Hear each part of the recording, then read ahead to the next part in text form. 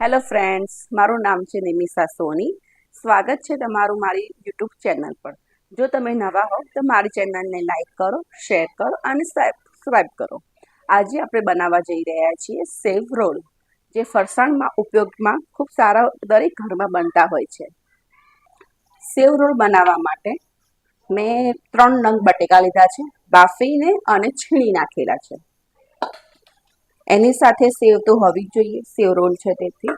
Slurry માટે મેં બેસનની slurry કરી છે અને થોડા પૌવા બનાવ્યા છે. પૌવાને ભીના કરીને વાટીમાં મૂકી દીધેલા છે. મસાલામાં મરચું, ધાણા જીરું, ગરમ મસાલો, ચપટી, ખાંડ, મીઠું અને એક અડધું લીંબુ અને લીલા 2 નંગ મરચાં. બટેકાની અંદર થોડા પૌવા એડ કરેલા છે મેં. એના અંદર ગરમ મસાલો, લીલા મરચાં, અડધી ચમચી જેટલું ધાણા જીરું, અડધી ચમચીથી ઓછું લાલ મરચું. લાલ મરચું તમારી રીતે તમે એડ કરી શકો છો. સ્વાદ અનુસાર મીઠું, થોડી ખાંડ, કારણ કે આપણે લીલા મરચાં એડ કર્યા છે, અને એક અડધું લીંબુ એડ કરીશું.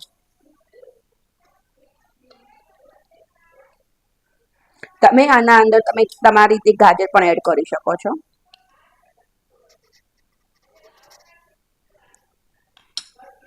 આ બધું સારી રીતે એકદમ સરસ સ્મેશ કરી દેવાનું. બટેકાના અંદર આપણે પૌવા એટલા માટે એડ કર્યા છે કે એનું બાઇન્ડિંગ ખૂબ સરસ એવું આવે.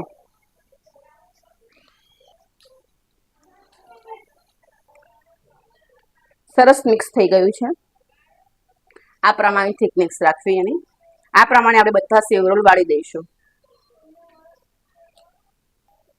થોડો લુઓ લેવો. એનું બાઇન્ડિંગ જુઓ કેવું સરસ છે, હાથમાં જ વળી જાય છે.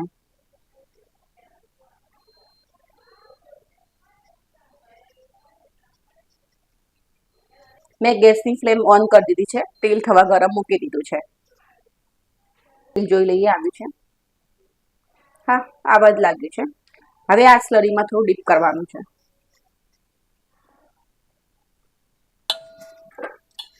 સ્લરીમાં ડીપ કર્યા પછી તમે એને સેવની અંદર ઉલટ પલટ કરી દેશો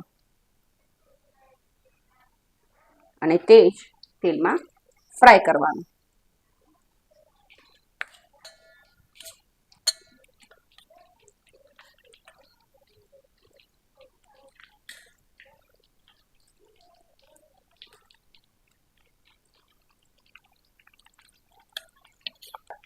મેં બેસન લીધું છે સ્લરી બનાવવા.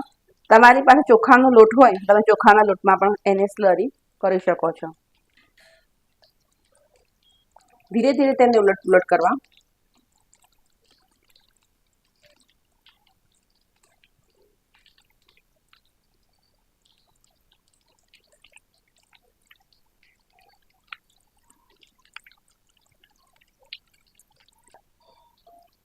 રેડી.